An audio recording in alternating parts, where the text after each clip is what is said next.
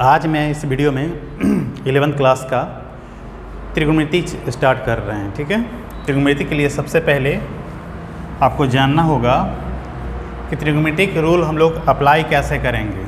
ठीक है, तो एक राइट एंगल ट्रायंगल होगा जिसका नाम लिख रहे हैं ABC। ये एंगल थीटा है, तो थीटा के सामने वाला परपेंडिकुलर ये आपका बेस और ये हाइपोटेनस बोलेंगे। ठीक है, ये राइट एंगल होना ज़रूरी है। तो यहाँ पे हमारा ये त्रिकोणमिति में हम लोग जो नया पढ़ रहे हैं फार्मूला साइन थीटा, मैथ का नया फार्मूला पढ़ रहे हैं साइन थीटा, जो कि P/H होता है। ये दो साइड का रेशियो का है। उसी तरह से आपका कॉस थीटा है, ये आपका B/H होता है। टैन थीटा होता है आपका साइन थीटा बटा में कॉस थीटा, ठीक, जिसको कि हम P/B बोलेंगे। सिमिलरली यहाँ पे इसी का 3 गो रेसिप्रोकल होता है, जिसको हम लोग साइन का उल्टा बोलेंगे कॉसेक थीटा, तो H/P। कॉस का उल्टा सेक थीटा, ये होगा H/B, और टैन का उल्टा कॉट थीटा बराबर आपका B/P। ठीक है, तो ये आपका बेसिक है। देखिए इसमें फार्मूला में हम लोग पाइथागोरस थ्योरम पढ़ चुके थे। वो पाइथागोरस थ्योरम क्या था? P² + B² बराबर H²।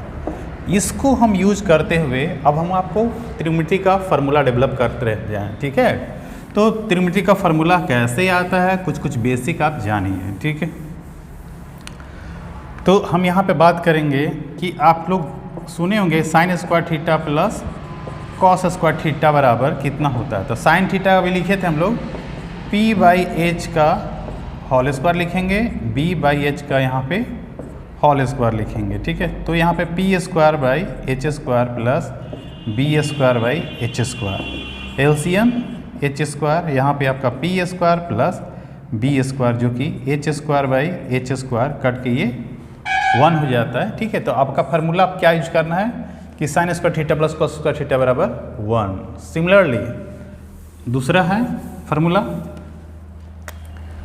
कि sec square theta minus tan square theta बराबर क्या होता है। ठीक है, तो यहाँ पे हम लोग लिखेंगे सेक थीटा, अभी हम लिखाए थे H/B का होल स्क्वायर माइनस यहाँ पे P/B का होल स्क्वायर। तो यहाँ पे आ जाएगा H² माइनस P² ठीक है, एलसीएम लेंगे तो B², यहाँ पे H² माइनस P²। तो अभी देखिए हम लोग यूज किए थे P² प्लस B² बराबर H²। यहाँ से हम H² माइनस P² लिखेंगे तो लिखाएगा B²। ठीक है, तो यहाँ पे हम क्या होगा B²/B², फिर से कट के यहाँ पे 1। देखिए फार्मूला बताने का मतलब सिर्फ यही नहीं है कि बस ये फार्मूला तक हम सीमित रह जाएंगे। दूसरा फार्मूला भी देखिए इसी का हम लोग लिख सकते हैं sec square theta minus tan square theta बराबर जो 1 आया है। ठीक है, तो यहाँ से हम ऐसे भी लिख सकते हैं कि सेक स्क्वायर थीटा जो है ये टैन स्क्वायर उधर लेके जाएंगे तो 1 प्लस टैन स्क्वायर थीटा भी लिख सकते हैं। ठीक है, तो फार्मूला बताने का मेन मकसद यही है कि आप लेफ्ट से राइट भी कर सकते हैं, राइट से लेफ्ट भी करके आपको जो फार्मूला डालना होगा उसमें डाल के आप बना सकते हैं। ठीक है, तो ऐसा हम लोग को सोल्व करने के लिए ज़रूरत पड़ेगा। ठीक,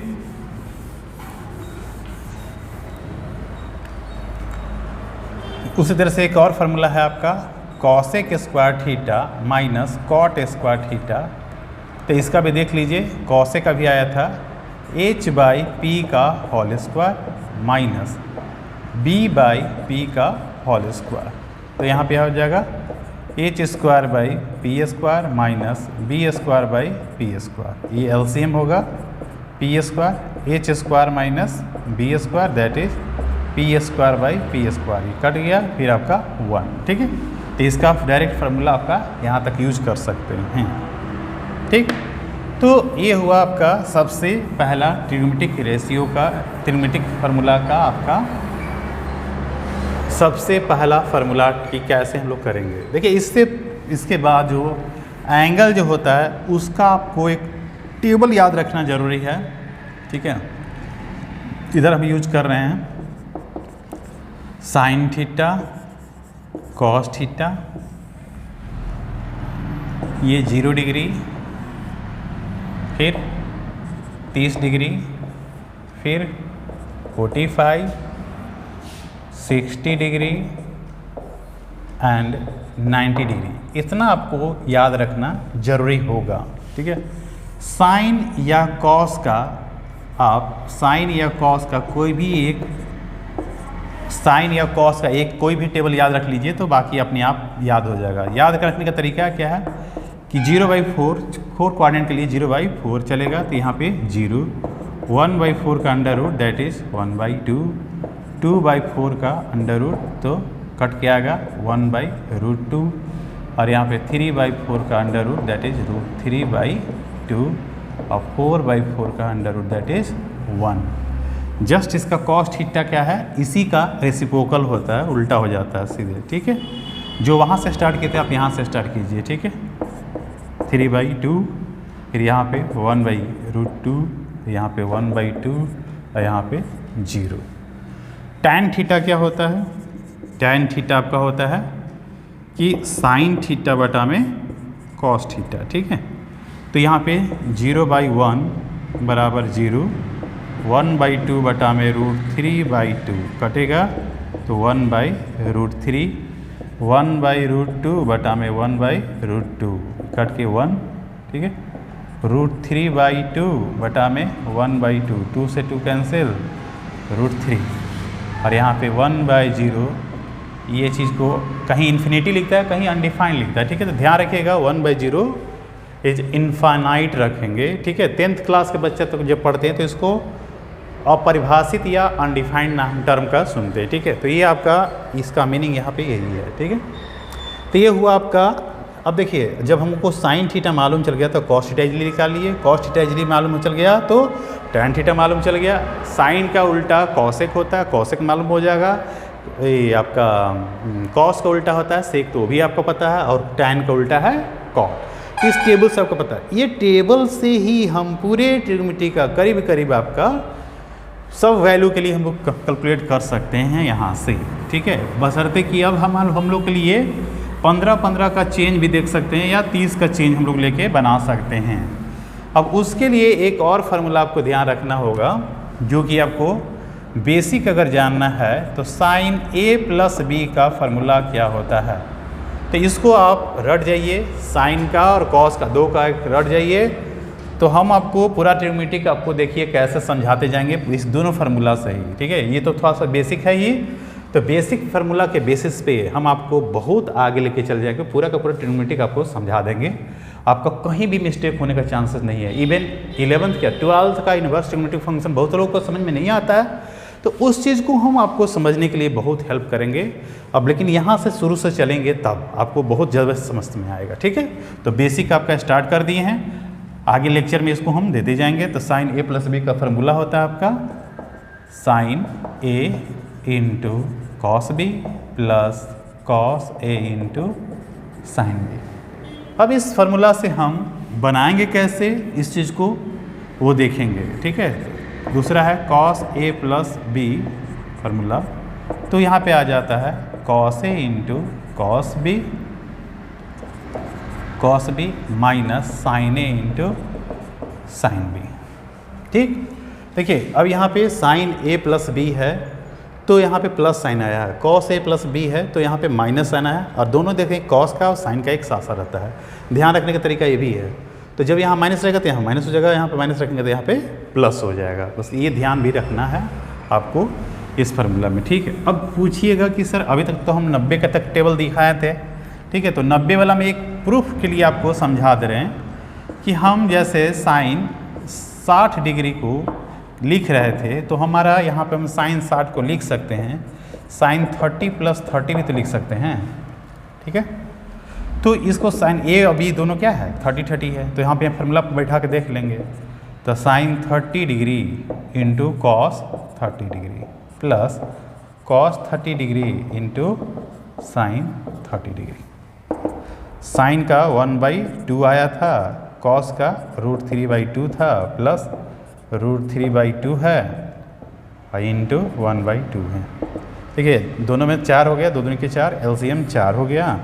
√3 यहाँ पे √3 प्लस √3 ही है, तो ये आपका 2√3/4 कट गया यहाँ पे, तो आपका यहाँ पे √3/2। तो देखो साइन 60 डिग्री का वैल्यू आपका √3/2 था। ठीक है, तो ये आपको एक प्रूफ हो गया। अब पूछ सकते हैं कि सर ये थोड़ी ना हम तो टेबल में पढ़ चुके थे, तो अब यहाँ पे ज़रूरत क्या है?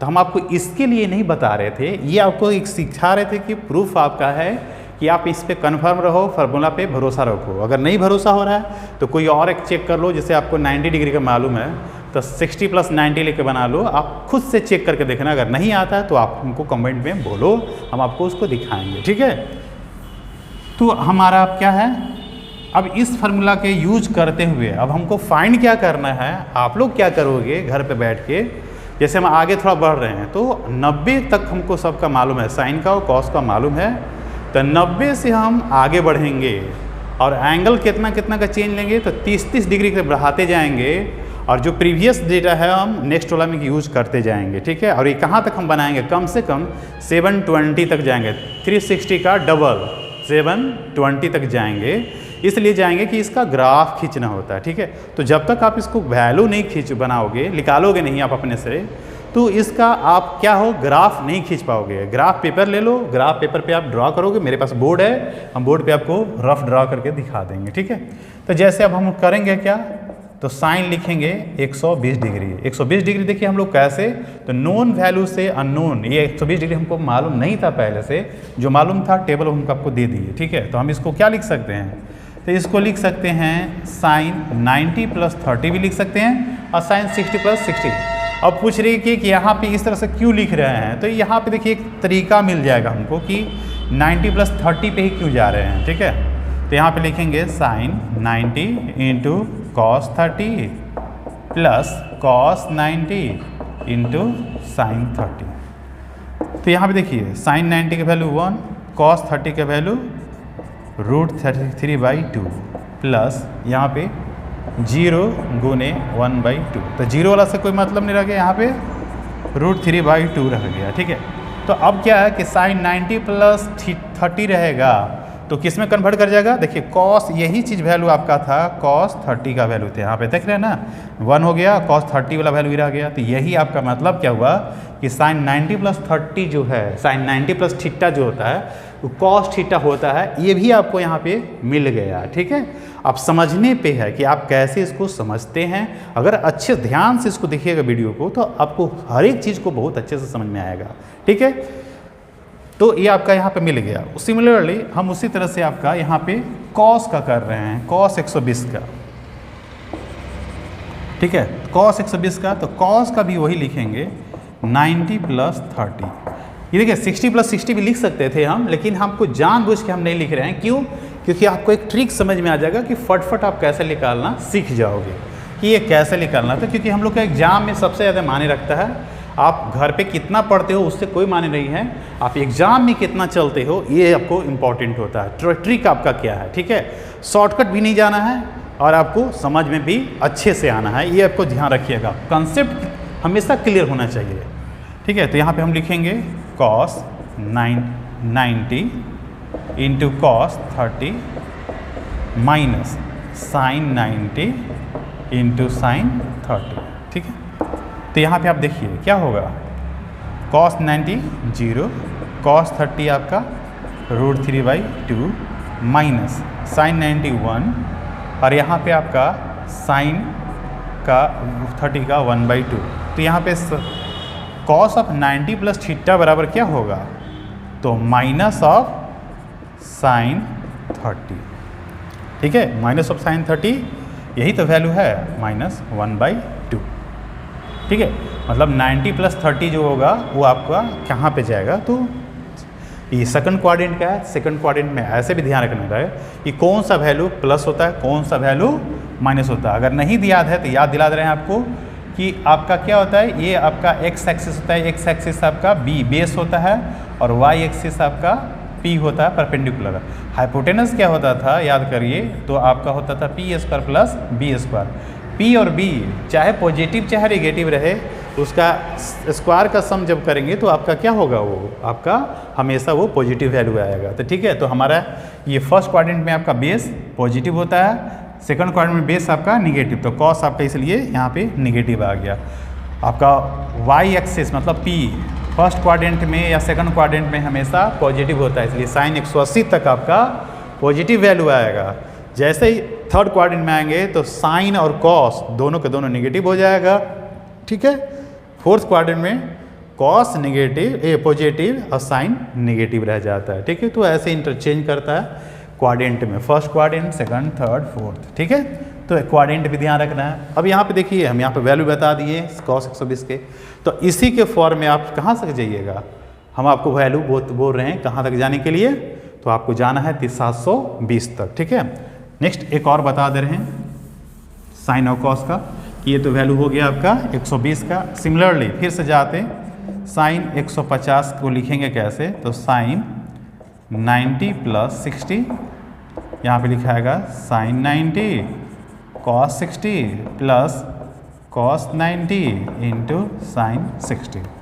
ये वैल्यू 1 कॉस 60 यहाँ पे 0 गुने साइन 60। ठीक है, तो ये 0 मतलब कहने का मतलब क्या है, कॉस 60 मतलब 1/2, तो साइन 150 का वैल्यू 150 का वैल्यू आपका ये आ गया। ठीक है, उसी तरह से हम यहाँ पे कॉस 150 का वैल्यू दिखा देंगे, तो कॉस यहाँ पे लिखेंगे 90 + 60, that is cos 90 into cos 60 minus sine 90 into sine 60, that is ये आपका 0।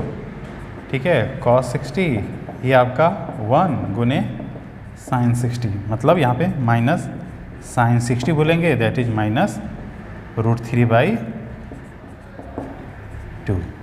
ये आपको हो गया, तो यही वैल्यू आपको निकालने के लिए आना चाहिए। तो आज की वीडियो में इतना ही बेसिक बता रहे हैं, ज़्यादा बर्डन ठीक नहीं है। तो कोरोना काल में अच्छे से आप पढ़ाई कीजिए घर पे बैठ के और प्रैक्टिस कीजिए, जितना ज़्यादा से ज़्यादा हो बनाइए न्यूमेरिकल। आपको 720 तक होमवर्क दिए हैं, तो आप इसको अपने से करके देखिए, चेक करिए। आपका सभी 11th का बुक में आपका ट्रिग्नोमेट्री का दिया हुआ रहता है वैल्यू, तो आप वैल्यू मिला के चेक कर सकते हैं कि मेरा सही आया कि नहीं। फिर बीच में आप कैलकुलेशन चेक कीजिएगा, क्योंकि बहुत सारे बच्चे लोग हम देखते हैं कि कैलकुलेशन बहुत मिस्टेक रहता है। ठीक है, तो आप कैलकुलेशन को बना के रखिए। आज के बस वीडियो के लिए इतना ही। ठीक है, थैंक यू। सब्सक्राइब करते रहिए मेरे चैनल को ज़्यादा से ज़्यादा जानने के लिए।